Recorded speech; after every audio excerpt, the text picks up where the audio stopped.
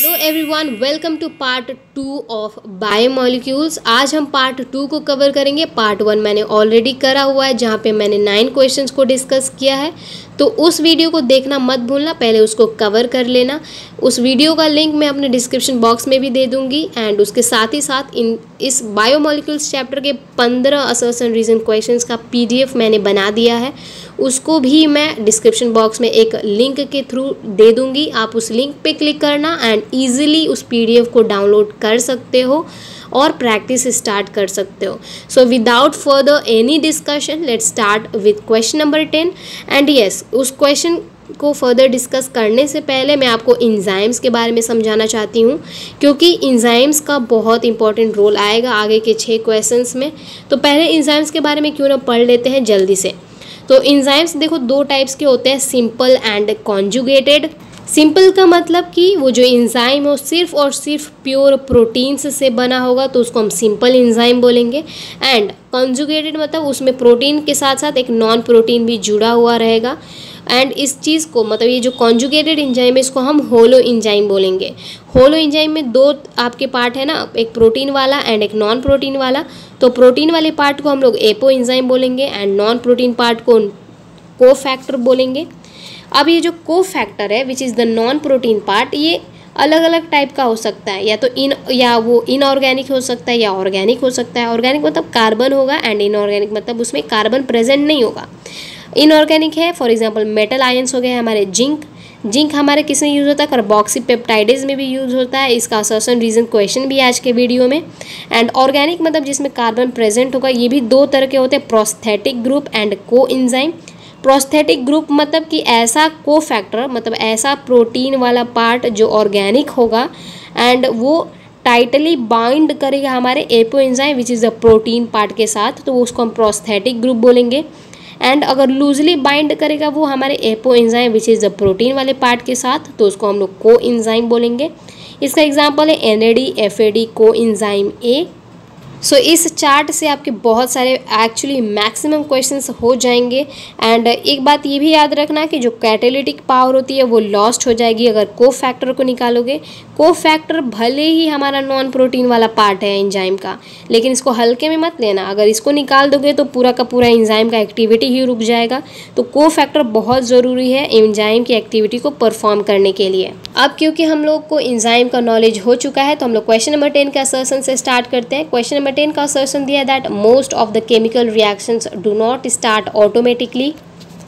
तो असर्शन बिल्कुल ट्रू है, क्योंकि हमने अपने फिजिकल केमिस्ट्री में भी पढ़ा हुआ है कि जो मोस्टली केमिकल रिएक्शंस होती हैं वो खुद से स्टार्ट नहीं होता है, ऑटोमेटिकली स्टार्ट नहीं होता है। उसको एक बैरियर को क्रॉस करने के लिए हमें एनर्जी देनी पड़ती है।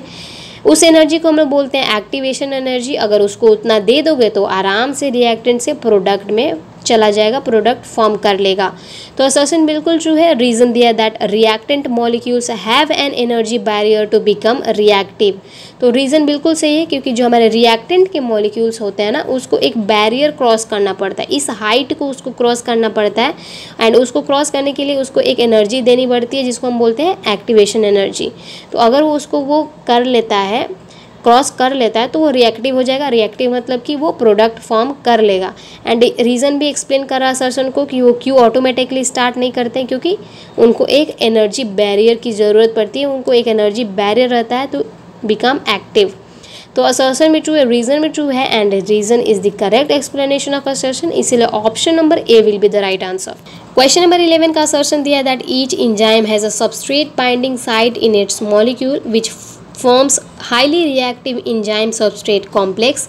तो असर्शन बिल्कुल ट्रू है, क्योंकि जितने भी एंजाइम होते हैं हर एक एंजाइम में सबस्ट्रेट के साथ जुड़ने के लिए उसके अंदर एक जगह होती है, एक साइट होता है जहाँ पर हमारा सबस्ट्रेट आकर के उस एंजाइम में जुड़ जाएगा। एंड जब ये जुड़ता है तो एक एंजाइम सबस्ट्रेट कॉम्प्लेक्स बनता है जो कि बहुत हाईली रिएक्टिव होती है। एंड वो हाईली रिएक्टिव होगा तभी वो टूट करके हमारे प्रोडक्ट में फॉर्म होगा। रीज़न दिया that the enzyme substrate complex is a long lived and dissociate into its product and unchanged enzyme. तो रीज़न गलत है लॉन्ग लिव्ड के वजह से। ये लॉन्ग लिव्ड नहीं, शॉर्ट लिव्ड होता है।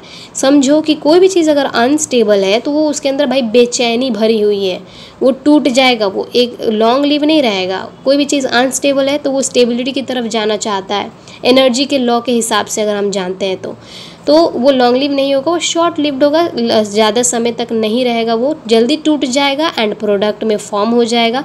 तो रीज़न गलत हो जाएगा क्योंकि लॉन्ग लिव्ड लिखा है। असर्शन ट्रू है, रीज़न फॉल्स है, इसीलिए option number C will be the right answer. अगला question which is question number 12, assertion दिया है that the inhibition of activity of succinic dehydrogenase by malonate which closely resembles the substrate succinate in structure is the example of competitive inhibition. तो assertion बिल्कुल true है क्योंकि यहाँ पे जो enzyme है, मतलब हमारा इंजाइम कौन है, सक्सिनेट डिहाइड्रोजिनेज, इसकी एक्टिविटी को कौन रोकता है, मैलोनेट रोकता है। इसको समझने के लिए पहले आपको ये समझना होगा कि जो हम लोग क्रेब साइकिल पढ़ते हैं, क्रेब साइकिल में एक स्टेप होता है जहाँ पे सक्सिनेट से फ्यूमरेट बनता है with the help of succinate dehydrogenase enzyme. तो ये जो एक्टिविटी है सक्सिनेट डिहाइड्रोजिनेज एंजाइम की, सक्सिनेट से फ्यूमरेट बनाने की, उसको कौन रोकता है, मैलोनेट। अब ये जो मैलोनेट है ना, ये एक इनहिबिटर है जो एकदम सेम टू सेम हमारे सबस्ट्रेट विच इज़ सक्सिनेट की तरह दिखता है।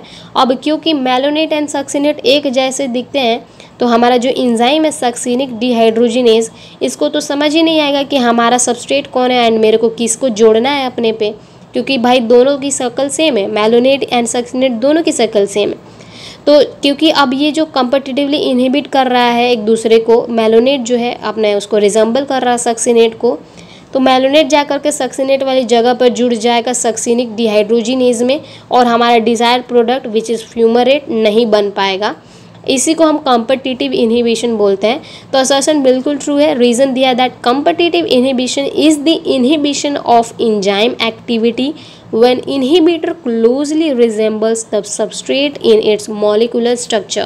तो रीज़न भी बिल्कुल ट्रू है एंड यही मैंने आपको बताया था, क्योंकि यहाँ पे जो हमारा सबस्ट्रेट है और इनहिबिटर है, जो हमारा इनहिबिटर एकदम सेम टू सेम दिखने लगता है हमारे सबस्ट्रेट की तरह, यहाँ जैसे कि यहाँ पे मैलोनेट सेम टू सेम दिखता है सक्सिनेट की तरह।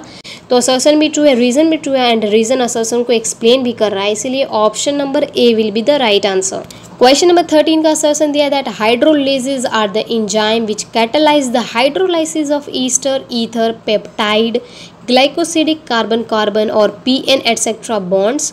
तो हाइड्रोलेजेस से भी पता चल रहा है कि जो हमारा हाइड्रो होता है मतलब पानी, एंड लेसिस मतलब लाइसिस से समझो मतलब तोड़ना। तो हाइड्रोलाइसिस क्या करते हैं कि पानी के हेल्प से हमारे बड़े बड़े बॉन्ड्स को, ईस्टर बॉन्ड हो गया, ईथर बॉन्ड हो गया, पेप्टाइड बॉन्ड हो गया, ये सारे बॉन्ड्स को ये तोड़ देता है, जिससे हमारा बड़ा मॉलिक्यूल्स एक छोटे मॉलिक्यूल्स में हो जाता है। फिर जो तोड़ने की प्रोसेस है उसमें हाइड्रोलाइसिस को अगर डाल दो, तो हाइड्रोलाइसिस क्योंकि क्या है, एंजाइम है, तो उसके कैटलाइज करने की प्रॉपर्टी को ये और इन्हेंस कर देता है और जल्दी से इस प्रोसेस को ये करवा सकता है। तो असर्शन बिल्कुल ट्रू है, रीज़न दिया है that lyases are the enzymes catalyzing the linking together of two compounds like joining of carbon oxygen and phosphorus oxygen etc bonds। तो रीज़न गलत हो जाएगा क्योंकि ये लाइसेस का काम नहीं है, ये लाइगेजेस का काम है। लाइगेजेस ऐसा करते हैं कि लिंक करते हैं, मतलब जोड़ते हैं दो कंपाउंड्स को बॉन्ड्स बना करके। जो हमारे लाइसेस होते हैं ना, लाइसेस क्या करते हैं कि बिना पानी के मदद से इन बहुत सारे बॉन्ड्स जैसे ईथर, ईस्टर, ये सारे बॉन्ड्स को ये तोड़ता है लाइसेस। तो लाइसेस का वो काम हो गया क्योंकि उसको वो तोड़ने वाला काम है, बिना पानी के हेल्प से वो तोड़ता है। एंड यहाँ पे जो दिया हुआ है पर्टिकुलरली ये लाइगेजेस के बारे में दिया हुआ है, ना कि लाइसेस के बारे में, इसीलिए रीज़न गलत हो जाएगा। असर्शन ट्रू है, option number C will be the right answer. Question number 14 का असर्शन पढ़ते हैं। दिया है that the protein part of the enzyme is called apoenzyme and non protein part of the enzyme is called cofactor. तो इसी वजह से मैंने बोला था आपको कि मैं पहले एंजाइम से पढ़ा देती हूँ आपको। देखो यहाँ पे आ गया ना, हमने पढ़ा ही था कि जो प्रोटीन पार्ट होता है उसको हम लोग एपो एंजाइम बोलते हैं और नॉन प्रोटीन वाले पार्ट को हम बोलते हैं कोफैक्टर। तो असर्शन बिल्कुल ट्रू हो जाएगा। रीज़न दिया that zinc is a cofactor for the proteolytic enzyme carboxypeptidase. तो इसके बारे में भी मैंने आपको बताया था कि वो जो मेटल वाला था हमारा कोफैक्टर, तो जिंक था, तो जिंक एक कोफैक्टर है, तो ये हेल्प करता है, क्या करता है, हमारे कार्बोक्सीपेप्टाइडेज के बारे में हम लोग जानते हैं कि जो कार्बोक्सीपेप्टाइड पेप्टाइडेज जो होता है वो पेप्टाइड बॉन्ड को क्या करता है, तोड़ता है और बड़े बड़े प्रोटीन्स को स्मॉल प्रोटीन्स में चेंज करता है। इस प्रोसेस को जो कोफैक्टर हमारा जिंक है उसको वो और बढ़ाता है, इन्हेंस करता है उसके प्रोसेस को। तो असर्शन भी ट्रू है, रीज़न भी ट्रू है, but reason is not the correct explanation of assertion, क्योंकि असर्शन में कुछ और चीज़ के बारे में बताया है, उसमें प्रोटीन एंड नॉन प्रोटीन के बारे में बताया है, एंड रीज़न में जिंक के बारे में बताया है। तो असर्शन ट्रू है, रीज़न भी ट्रू है, पर ये एक दूसरे को एक्सप्लेन नहीं कर रहे हैं, इसीलिए option number B will be the right answer. अगला क्वेश्चन, क्वेश्चन नंबर 15 और लास्ट क्वेश्चन। इसका असर्शन दिया that coenzyme nicotinamide adenine dinucleotide NAD and NADP contain a vitamin.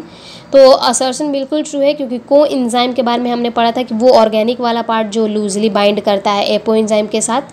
तो इसका एग्जांपल ये NAD एंड NADP, इसमें एक विटामिन होता है जिसको हम बोलते हैं नियासिन। तो असर्शन बिल्कुल ट्रू है। रीज़न दिया that the association of coenzyme with apoenzyme is enduring.